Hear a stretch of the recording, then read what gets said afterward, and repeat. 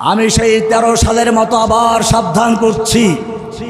তখনও শেখ হাসিনাকে বলেছিলাম, তুমি তোমার বাপকে গালি দিলে আইন পাশ করছো। প্রথমবার গালি দিলে 14 বছর, তারপরে যাবজ্জীবন। আমাদের কোনো আপত্তি নেই, তোমার বাবার মূল্য তোমার কাছে থাকবে, এটাই স্বাভাবিক। কিন্তু জেনে রাখবে, তোমার কাছে তোমার বাবার মূল্য যত বেশি, আমি একজন মুসলিম হিসেবে আমার আল্লাহ এবং রাসূলের মহব্বত ভালোবাসা তার চেয়ে লক্ষ কোটি গুণ বেশি। তোমার বাবার জন্য যদি লাইফ সাজা হতে পারে, আমার নবীকে গালিগালাজ করলে তার বিরুদ্ধে কোরআনের আইন আছে, তা বাস্তবায়ন করতে হবে। ওদেরকে গ্রেফতার করে আল্লাহর দেওয়া শাস্তি বাস্তবায়ন করতে হবে। যদি তা না করো, এদেশের তাওহীদি জনতা ওদের সমুচিত জবাব দেওয়ার জন্য প্রস্তুত হয়ে যাবে ইনশাআল্লাহ। হয়েছিল তাই। যখন শেখ হাসিনা সেই নাস্তিক ব্লগার কুলাঙ্গার যা আল্লাহর নবীকে গালিগালাজ করেছিল, তাদেরকে গ্রেফতার দূরের কথা নিরাপত্তা দেওয়া হলো, তাদেরকে বিদেশ পাঠিয়ে দেওয়া হলো। তারা বিদেশ গিয়ে নবীর বিরুদ্ধে কটূক্তি করে। তখন দেশের তাওহীদি জনতা গর্জে উঠল, জীবনের ঝুঁকি দিয়ে তাদেরকে দুনিয়ার থেকে বিদায় করে চিরস্থায়ী ভিসা দিয়ে জাহান্নামে পাঠিয়ে দিয়েছে। আমি তোমাদেরকে বলতে চাই, সেই ভাইগুলো এখনো জেলে আছে। আল্লাহর নবীর প্রেমের পরীক্ষা দিয়ে নবীর দুশমনদেরকে যারা জাহান্নামে পাঠিয়ে দিয়েছিল, সেই লোকগুলো এখনো জেলে আছে। আর তোমরা স্বাধীনতার সুবল ভোগ করছো। কিয়ামতের মাঠে আল্লাহর নবীর সামনে দাঁড়িয়ে কি জবাব দিয়ে প্রস্তুত হয়ে যাও। তাদের মুক্তির জন্য তোমাদের কতটুকু অবদান আছে জেনে রাখো। এখন সময় এসেছে তাদেরকে মুক্ত করে ছাড়তে হবে ইনশাআল্লাহ। উসওয়াতুন হাসানা। وقال رسول الله صلى الله عليه وسلم إذا تركتم الجهاد فسلط الله عليكم الذلة। অদ্য 30 নভেম্বর 2024 হাজীগঞ্জের ঐতিহাসিক বড় মসজিদের চত্বরে আয়োজিত অধ্যকার এই সিরাত সম্মেলনের সম্মানিত সভাপতি হাজারাত উলামায়ে কেরাম, অত্র এলাকার বিভিন্ন স্থান থেকে আগত তাওহীদি জনতা, আমরা এই সমাবেশ করছি এমন একটি মুহূর্তে যখন পৃথিবীর যেদিকে তাকাই সেদিকে দেখি ইহুদি খ্রিস্টান সমস্ত অমুসলিম শক্তিগুলো ঐক্যবদ্ধ হয়ে মাঠে নেমেছে ইসলামের নাম ও নিশানাকে পৃথিবীর মানচিত্র থেকে মুছে ফেলার জন্য।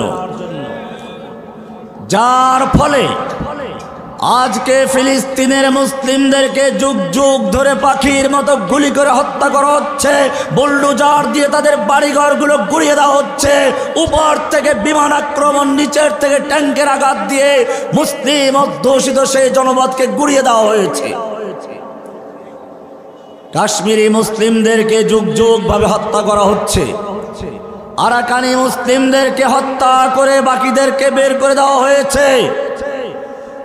বাংলাদেশের মুসলমানদেরকেও নানান ভাবে ঈমানের থেকে দূরে সরাবার জন্য দীর্ঘদিন প্রশিক্ষণ দিয়ে ভারত থেকে এক নাস্তিক কুলাঙ্গার মহিলাকে পাঠানো হয়েছিল, যার প্রথম আক্রমণ ছিল দেশে উলামায়ে কেরামদের গ্রেফতার করা। আল্লামা আজিজুল হক সাহেব থেকে শুরু করে মুফতি আমিনী, দেলোয়ার হোসেন সাঈদী সহ এদেশের বড় বড় আলেমদের হক যখন গ্রেফতার করলো, এরপরে তারা সাহস পেয়ে গেল, দেখলো যে না, তেমন কোনো প্রতিক্রিয়া হচ্ছে না। আমি বিশ্বাস করি যেদিন আল্লামা সাঈদী রহমাতুল্লাহ আলাইহিকে গ্রেফতার করা হয়েছিল, সেদিন যদি দলমত নির্বিশেষে সমস্ত মতভেদ ভুলে গিয়ে সকলে তার পক্ষে দাঁড়াতো, বাংলাদেশে তারপরে আর কোন আলেমকে গ্রেফতার করা সাহস করতো না। মনে রাখতে হবে, যুগে যুগে দুশ্মনরা অনৈক্যের সুযোগ নিয়েছে। আমিরে মুআবিয়া রাদিয়াল্লাহু তাআলা আনহুর সঙ্গে যখন আলীর যুদ্ধ চলে, রোম সম্রাট তৎকালীন সুপার পাওয়ার আমিরে মুআবিয়াকে উদ্দেশ্য করে পত্র লিখেছিল, আমরা জানতে পেরেছি তোমাদের আমির তোমার উপরে ক্ষিপ্ত আছে, যুদ্ধ করছে। যদি তুমি চাও, রোম সম্রাট তার পূর্ণ শক্তি দিয়ে তোমার পাশে দাঁড়াবার জন্য প্রস্তুত রয়েছে। আল্লাহর নবীর ছাত্রকে ধোঁকা দেওয়া যায় না। তিনি বুঝতে পেরেছেন আমার সঙ্গে খলিফাতুল মুসলিমিনের বিরোধকে পুঁজি করে মুসলিম ভূখণ্ডকে ধ্বংস করার জন্য রোম সম্রাট চক্রান্ত করছে। তিনি এটা বুঝে পত্রের উত্তর লিখেছিলেন এভাবে, ইয়া কালবার রোম, ওহে রোমের কুকুর কুত্তা, আমার সঙ্গে আমার আমিরের যুদ্ধ চলছে।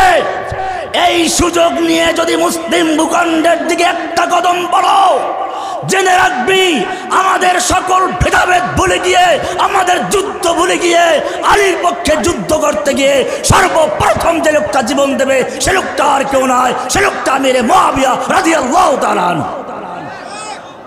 তোমাদেরকেও মনে রাখতে হবে, বাংলাদেশের উলামায়ে কেরামদের মধ্যে বিভিন্ন দলমত থাকতে পারে। দুশ্মনরা সেই সুযোগ নিয়ে পর্যন্ত আমাদেরকে জেলে ঢুকিয়েছে। কাউকে রাজাকার বলে, আমাকে জঙ্গি বলে, মামুনুল হক সাহেবকে ধর্ষক বলে নানান ভাবে আক্রমণ করা হয়েছিল। আরো প্ল্যান ছিল বাকি আলেমদেরকে দুদকের মাধ্যমে দুর্নীতির অপবাদ দিয়ে গ্রেফতার করার পায়তারা করেছিল। ভাইয়েরা আমার, যে ইহুদি গতকাল পর্যন্ত ওমরের দরবারে এসে ভিক্ষা করছে, ওমর তুমি আমাদেরকে খয়বর থেকে বহিষ্কার করছো, অথচ তোমাদের নবী আমাদেরকে খয়বরে থাকার জন্য ব্যবস্থা করে দিয়েছিল। আমরা তোমাদের চাষবাস করে দিব, কৃষি কাজ করব, যা ফসল হবে অর্ধেক তোমাদের অর্ধেক আমাদের, এই চুক্তিতে আমরা এখানে আছি, আমরা তোমাদের কৃষক হয়ে আছি, আমাদের কেন তাড়াচ্ছ? ওমর রাদিয়াল্লাহু তাআলা বলেছিলেন, ওহে আল্লাহর দুশমন, আল্লাহর নবী সেদিন কি বলেছিলেন প্রতিটি কথা আমার অক্ষরে অক্ষরে মনে আছে। সেদিন বলেছিলেন, তোদেরকে আমি ঠিক ততদিন পর্যন্ত খয়বরে থাকতে দিচ্ছি যতদিন পর্যন্ত আল্লাহ মঞ্জুর করবেন, কিন্তু সেদিন বেশি দূর নয় যেদিন তোদেরকে খয়বর থেকে বিতাড়িত করা, উৎখাত করা হবে এবং তোদেরকে নিয়ে তোদের উটগুলো এত দূর পর্যন্ত যাবে, যেতে যেতে ক্লান্ত হয়ে যাবে। আজকে সেদিন এসেছে, এখান থেকে পালা। যে হিন্দু কাল পর্যন্ত মুসলিমদের কাছে একটু থাকার জন্য ভারতে প্রাণ ভিক্ষা করেছিল, সেই হিন্দু আজকে স্লোগান দিচ্ছে, গো হামারি মাতা है तुम उसको खाता है, तुमको चाहिए कब्रिस्तान या भेजेंगे पाकिस्तान। হিন্দু হিন্দি হিন্দুস্তান, জবন ভেজো পাকিস্তান, এইসব স্লোগান হিন্দুরা, গরুর মুখ খাওয়া হিন্দু, যাদের কোনো সাহস নেই, হিম্মত নেই, মুসলমানদের কাছে যারা সারা জীবন কুলিগিরি করেছে, যারা সুইপারগিরি করেছে, সেই হিন্দু জাতি আজকে মুসলিমদেরকে চ্যালেঞ্জ করে যাচ্ছে। সাহস বাড়তে বাড়তে পর্যন্ত চলে এসেছে, যখন দেখলো যেই লোকগুলো এক সময় রাতভর আল্লাহর দরবারে দাঁড়িয়ে শক্তি সঞ্চয় করত, যেই লোকগুলোর শক্তির উৎস ছিল তাওহীদ, সেই লোকগুলো এখন ভারতকে খুশি করার জন্য রাতভর মূর্তি পাহারা দিচ্ছে। সেদিনই তারা বুঝেছে এই জাতি আমাদের ভয় করছে, এখন যদি আমরা তাদেরকে দিনে দুপুরে জবাই করে হত্যা করি তাদের কোনো প্রতিবাদ থাকবে না। তারা সাহস করেছে, তারা জানতে পেরেছে এই জাতি তাদের রাসূলের উসওয়া থেকে সরে গেছে। আমি আজকের এই জনতাকে বলতে চাই, সিরাতুন নবী সম্মেলন করছো, কিন্তু যদি আমি সিরাতের কথা বলি তোমাদের গায়ে হয়তো আগুন লেগে যেতে পারে। মনে রাখবে, যখনই পৃথিবীতে নতুন কোন মতবাদ মাথা চাড়া দিয়ে উঠেছে, একদল অসহায় মিসকিন আলেম ওটাকে ইসলামাইজেশন করার জন্য পাগল হয়ে গেছে।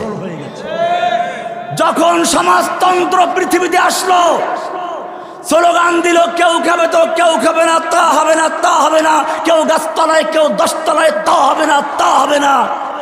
এরা বুঝালো মানুষদেরকে এই বৈষম্যের বড় কারণ হচ্ছে ব্যক্তি মালিকানা। সুতরাং ব্যক্তি মালিকানা যতদিন থাকবে ততদিন পর্যন্ত বৈষম্য দূর করা যাবে না। সেজন্য সব ব্যক্তি মালিকানা বাতিল করে দিয়ে দেশের জমি জমা কল কারখানা সব কিছুর মালিক হবে রাষ্ট্র, জনগণ শুধু কাজ করবে আর সমান সুবিধা ভোগ করবে। এই স্লোগান নিয়ে যখন সমাজতন্ত্রীরা আসলো, দলে দলে মানুষ তাদের গ্রহণ করতে শুরু করলো। আমাদের একদল আলেম যাদের কোনো ভিত্তি নেই, এলেমের কোনো মজবুতি নেই, রাসূলের আদর্শ যাদের কাছে যথেষ্ট নয়, এরা কিতাব লিখে ফেললো সমাজতন্ত্র ইসলাম, আল ইশতিরাকিয়াত ফিল ইসলাম। 500 কিতাবের হাওয়ালা দিয়ে তারা কিতাব লিখেছে, সমাজতন্ত্রই ইসলাম। কিভাবে? সমাজতন্ত্র বলে কোন ব্যক্তি মালিকানা থাকবে না, ইসলাম বলে ইন্নাল আরদা লিল্লাহ, জমিনের মালিক আল্লাহ, লিল্লাহি মা ফিস সামাওয়াতি ওয়াল আরদ, সব মালিকানা আল্লাহ। সমাজতন্ত্র যা বলে তাই তো। আল্লাহর নবী সারা জীবনে কোনো সম্পদ জমা করেন নাই, মৃত্যুর পরে আগে বলে গেছেন আমরা নবীদের দল ওয়ারিস বানাই না, ওয়ারিস হইও না। খায়বরের জমি নিয়ে ফাতেমা রাদিয়াল্লাহু তাআলা আনহা, আলী রাদিয়াল্লাহু তাআলা আনহু আবু বকর কাছে আসলেন, তিনি জমি দিলেন না, বললেন নবীদের কোনো ওয়ারিস নাই। আবু বকর রাদিয়াল্লাহু তাআলা আনহুর সেই মিষ্টি খাওয়ার ইতিহাস নিয়ে আসলো, আবু যার গেফারি রাদিয়াল্লাহু তাআলা আনহু হাদিস নিয়ে আসলো। এইভাবে কোরআন থেকে, হাদিস থেকে, তাফসীর থেকে প্রায় 500 কিতাবের হাওয়ালা দিয়ে কিতাব লেখলো আল ইশতিরাকিয়াত বিল ইসলাম, ইসলামী সমাজতন্ত্র। আমি এই বিষয়ে বিস্তারিত আলোচনা করার সুযোগ নেই। এরপরে যখন সমাজতন্ত্র বিদায় হলো, ওই আলেমরা পিঠ ফিরিয়ে বলল না না, সমাজতন্ত্রের সঙ্গে ইসলামের কোনো সম্পর্কই নেই। আসলো গণতন্ত্র। এবারে যেই লোকগুলো স্লোগান দিচ্ছে লাকাদ কানা লাকুম ফি রাসূলিল্লাহি উসওয়াতুন হাসানা, সে লোকগুলো কোরআনের আয়াতকে বাদ দিয়ে লাকাদ কানা লাকুম ফি আব্রাহাম লিঙ্কন উসওয়াতুন হাসানা বানিয়ে দিয়েছে। আমি জিজ্ঞেস করতে চাই, ইসলাম যদি পূর্ণাঙ্গ হয়ে থাকে, অবশ্যই পূর্ণাঙ্গ। আল্লাহ বলেছেন আল-ইয়াওমা আকমালতু লাকুম দীনাকুম, আজকে আমি তোমাদের জন্য তোমাদের দিনকে পরিপূর্ণ করে দিয়েছি। জিজ্ঞেস করতে চাই, পরিপূর্ণ দিনের ভিতরে ইসলাম কায়েমের কোনো পথ আছে কিনা? যদি থেকে থাকে অবশ্যই আছে, সেটা গণতন্ত্র কিনা? যদি গণতন্ত্র না হয়ে থাকে তাহলে মনে রাখতে হবে, যেই তন্ত্র দিয়ে, যেই মন্ত্র দিয়ে মদিনা বিজয় হয়েছিল, যেই মন্ত্র দিয়ে মক্কা বিজয় হয়েছিল, যেই মন্ত্র দিয়ে কুস্তুনতিনিয়া বিজয় হয়েছিল, যেই মন্ত্র দিয়ে ফিলিস্তিন বিজয় হয়েছিল, যেই মন্ত্র দিয়ে আফগানিস্তান বিজয় হয়েছিল, সেই মন্ত্র দিয়ে ইনশাআল্লাহ বাংলাদেশে ইসলাম বিজয় হবে।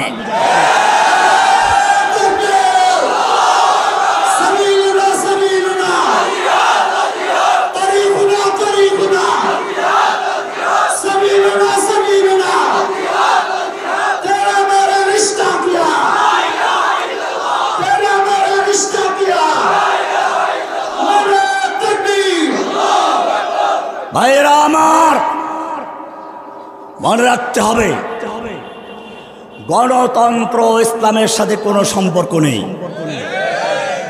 গণতন্ত্রের জন্ম হয়েছে ইসলামকে ধ্বংস করার জন্য।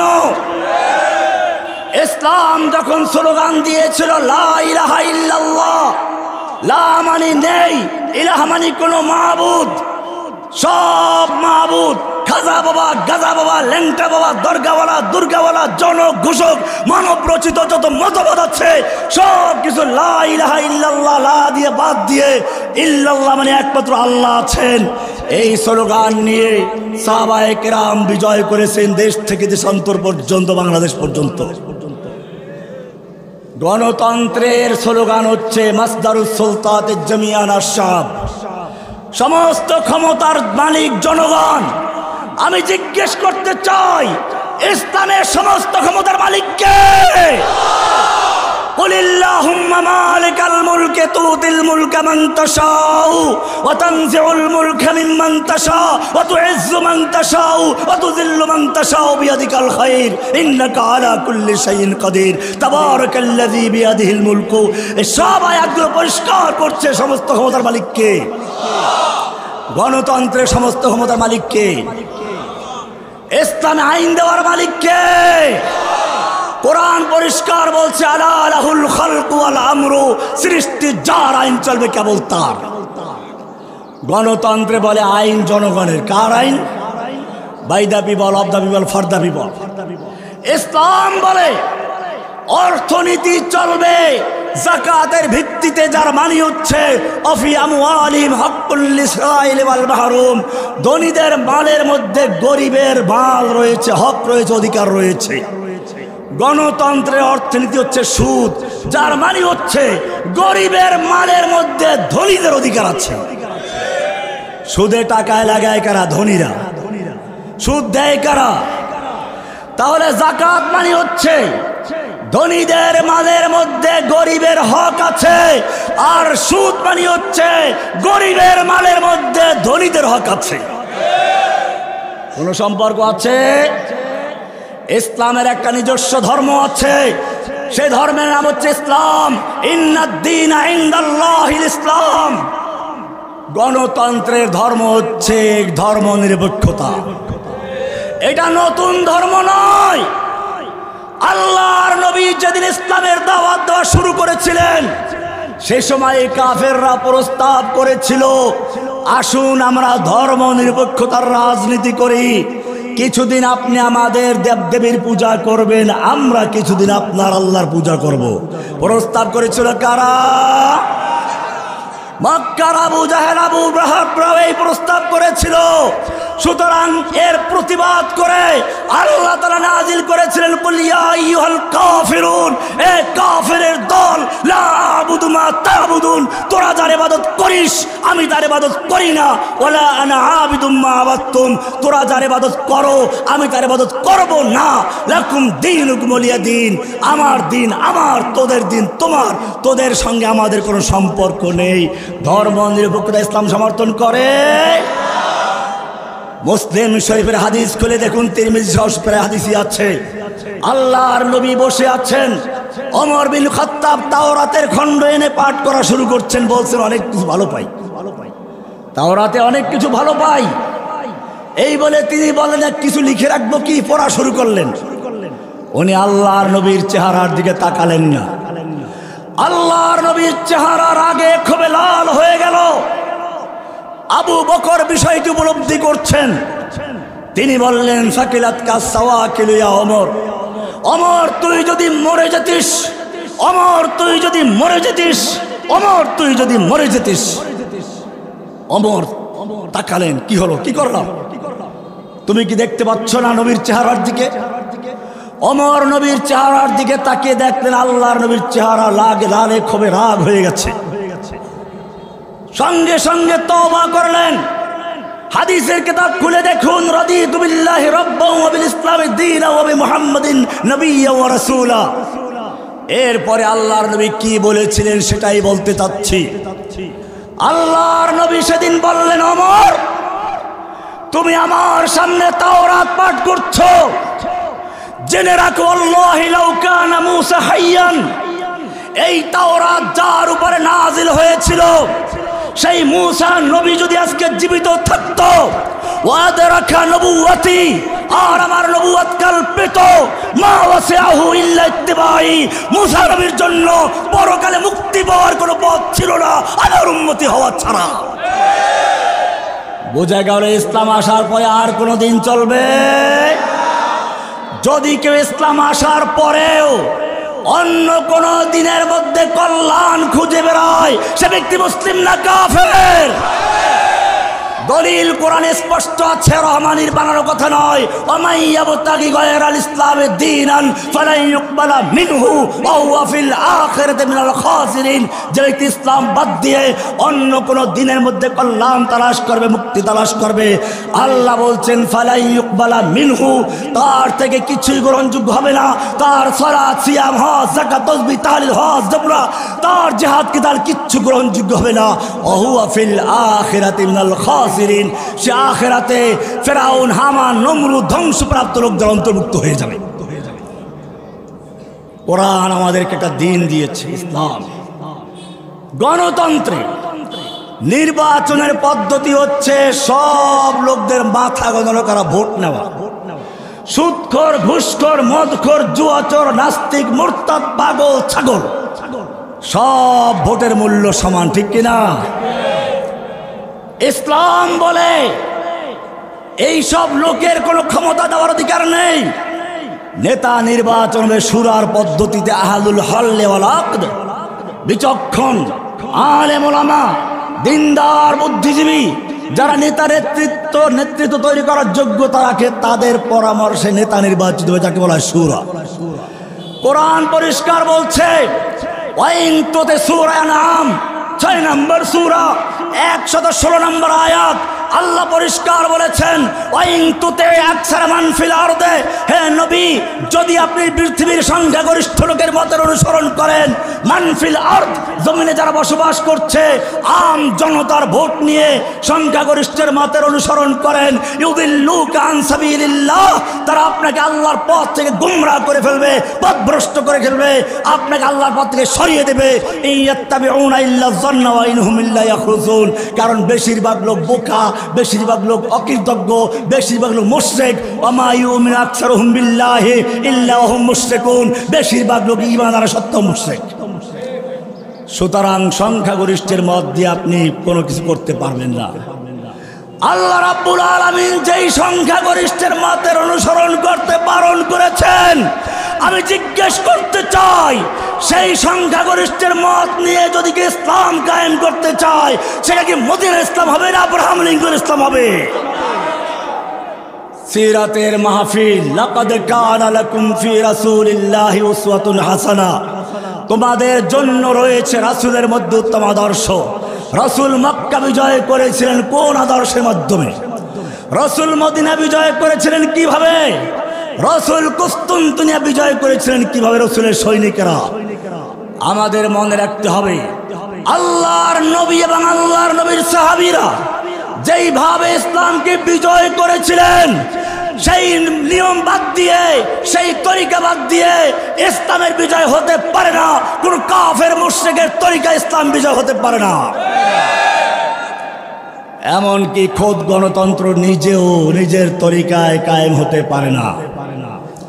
এরশাদের সময় গণতন্ত্র শেষ হয়ে গেল, নূর হোসেন এসে সিনা পেতে দিয়ে জীবন দিয়ে আবার দাঁড় করাইল। হাসিনা এসে আবার গণতন্ত্র মেরে ফেললো। আবু সাইদ এসে সিনা পেতে দিয়ে দাঁড় করালো। আবু সাইদের সিনা পেতে দেওয়া ছাত্রদের আন্দোলন, এটা কি গণতন্ত্রের আন্দোলন ছিল না জিহাদ ছিল? এটা ছিল বিপ্লব, গণজাগরণ, যেটা মদিনায় হয়েছিল। আমি তোমাদের পরিষ্কার বলতে চাই, এখনো শেষ হয় না আন্দোলন।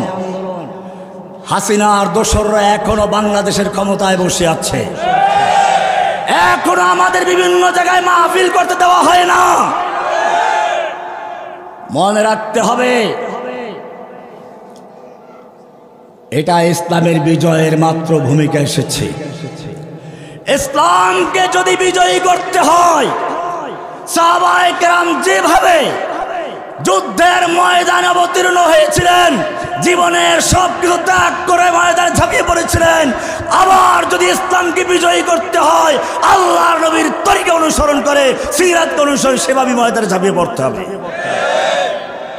তবে মনে রাখতে হবে, বিচ্ছিন্ন উল্টাপাল্টা কোনো কাজ করা যাবে না।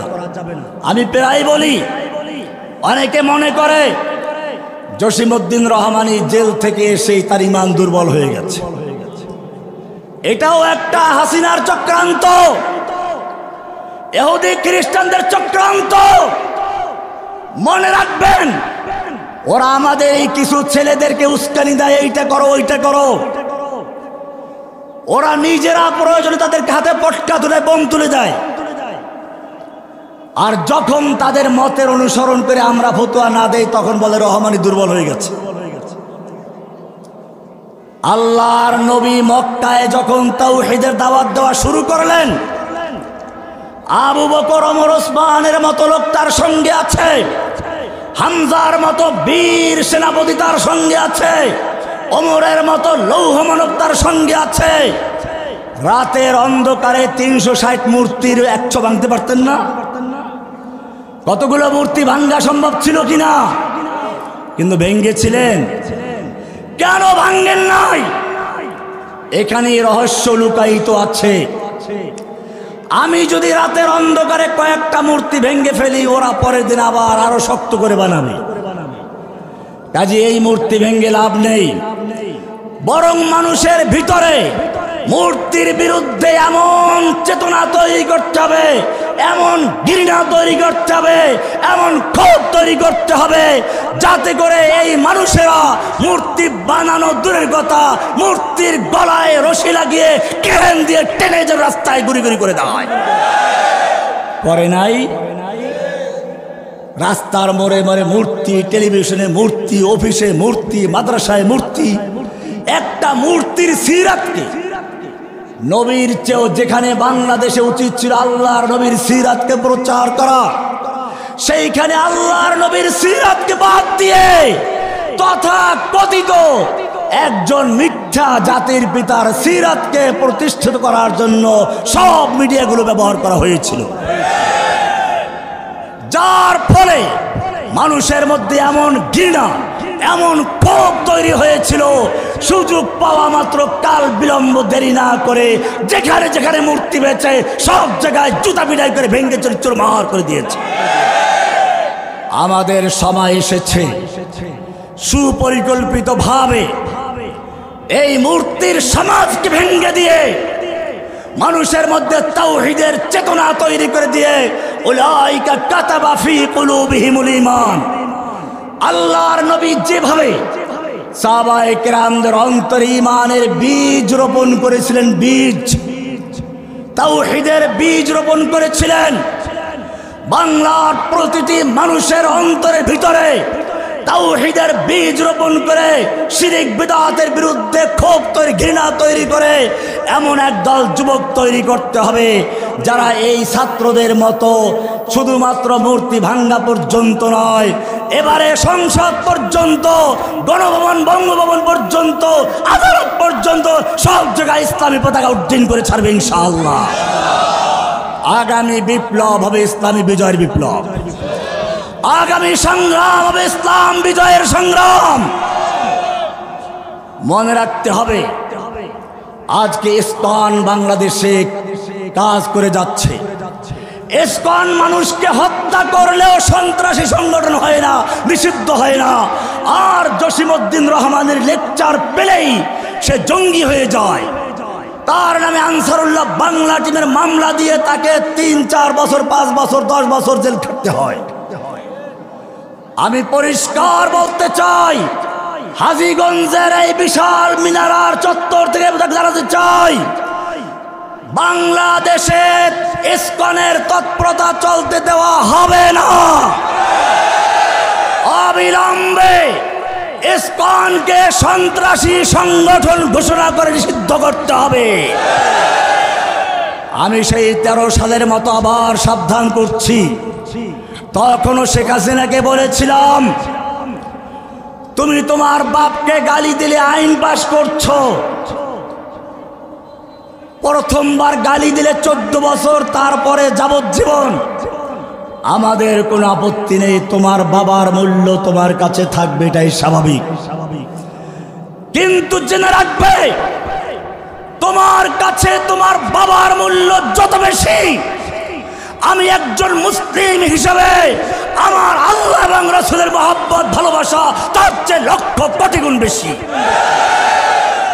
তোমার বাবার জন্য যদি লাইফ সাজা হতে পারে, আমার নবীকে গালিগালাজ করলে তার বিরুদ্ধে কোরআনের আইন আছে, তা বাস্তবায়ন করতে হবে। ওদেরকে গ্রেফতার করে আল্লাহর দেওয়া শাস্তি বাস্তবায়ন করতে হবে। যদি তা না করো, এদেশের তাওহীদি জনতা ওদের সমুচিত জবাব দেওয়ার জন্য প্রস্তুত হয়ে যাবে ইনশাআল্লাহ। হয়েছিল তাই। যখন শেখ হাসিনা সেই নাস্তিক ব্লগার কুলাঙ্গার যা আল্লাহর নবীকে গালিগালাজ করেছিল, তাদেরকে গ্রেফতার দূরের কথা নিরাপত্তা দেওয়া হলো, তাদেরকে বিদেশ পাঠিয়ে দেওয়া হলো। তারা বিদেশ গিয়ে নবীর বিরুদ্ধে কটূক্তি করে। তখন দেশের তাওহীদি জনতা গর্জে উঠল, জীবনের ঝুঁকি দিয়ে তাদেরকে দুনিয়ার থেকে বিদায় করে চিরস্থায়ী ভিসা দিয়ে জাহান্নামে পাঠিয়ে দিয়েছে। আমি তোমাদেরকে বলতে চাই, সেই ভাইগুলো এখনো জেলে আছে। আল্লাহর নবীর প্রেমের পরীক্ষা দিয়ে নবীর দুশমনদেরকে যারা জাহান্নামে পাঠিয়ে দিয়েছিল, সেই লোকগুলো এখনো জেলে আছে। আর তোমরা স্বাধীনতার সুবল ভোগ করছো। কিয়ামতের মাঠে আল্লাহর নবীর সামনে তাদের কি জবাব দিয়ে প্রস্তুত হয়ে যাও। তাদের মুক্তির জন্য তোমাদের কতটুকু অবদান আছে জেনে রাখো। এখন সময় এসেছে তাদেরকে মুক্ত করে ছাড়তে হবে ইনশাআল্লাহ। শুধু তাই নয়, ওদের মুক্তি পর্যন্ত শেষ নয়। আমাদের মনে রাখতে হবে, আমি কারো কাছে দাবি দাওয়া করতে রাজি না। এমন এক বিপ্লব ঘটাতে হবে যার মাধ্যমে সমস্ত ক্ষমতার মসনদ ভেঙ্গে চুরমার করে দিয়ে তাওহীদের পতাকা ইনশাআল্লাহ উড্ডীন করে ছাড়ব। ওরা আমাদের কাছে দাবি দাওয়া পেশ করবে। কাদিয়ানীদেরকে অমুসলিম ঘোষণা করার জন্য দাবি করে ঘোষণা করতে হবে, করেছে। জীবনেও করবে না, চ্যালেঞ্জ করে বলতে পারি। যতক্ষণ পর্যন্ত এদেশে তাওহীদের বিজয় না হবে, আল্লাহ সাহাবায়ে কেরামের আদর্শের বিজয় না হবে, অতক্ষণ পর্যন্ত কাদিয়ানীদেরকে অমুসলিম কেউ ঘোষণা করবে না। আসুন, সব মতভেদ ভুলে গিয়ে, বিরোধ ভুলে গিয়ে, যেভাবে মদিনা বিজয় হয়েছিল, যেভাবে মক্কা বিজয় হয়েছিল, যেভাবে কুস্তুনতুনিয়া বিজয় হয়েছিল, যেভাবে আফ্রিকা বিজয় হয়েছিল, যেভাবে ফিলিস্তিন বিজয় হয়েছিল, যেভাবে ভারতবর্ষ বিজয় হয়েছিল, সেই একই পদ্ধতিতে আবার ইসলামকে বিজয়ী করার জন্য ঐক্যবদ্ধভাবে মাঠে নেমে আসি। সবক পর ফির সদাকত কা, আদালত কা, শাজাআত কা লিয়া জায়েগা কাম তুঝসে দুনিয়া কে ইমামত কা। আমরা দোয়া করি, আল্লাহ রাব্বুল আলামিন এই মাহফিলকে যারা ইন্তজাম করেছেন, অর্থ দিয়ে, শ্রম দিয়ে, পরামর্শ দিয়ে, আল্লাহ তাআলা তাদের সকল মেহনতকে কবুল মঞ্জুর করেন, আমিন করেন, আমিন। এই মসজিদের যারা মুতাওয়াল্লি, যারা খাদেম, যারা কমিটির মেম্বার, এই মাহফিলকে যারা আয়োজন করেছেন, আল্লাহ রাব্বুল আলামিন তাদের সকলকে কবুল মঞ্জুর করেন, আমিন। এই মাহফিলে যারা আপনারা অংশগ্রহণ করেছেন, আল্লাহ সকলকে দ্বীনের মুজাহিদ হওয়ার তৌফিক দান করে, আমিন। সাহাবায়ে কেরামদের আদর্শে চলার তৌফিক দান করে, আমিন। সকল প্রকার সমাজতন্ত্র, রাজতন্ত্র, গণতন্ত্র, সব মতবাদ, তন্ত্র মন্ত্র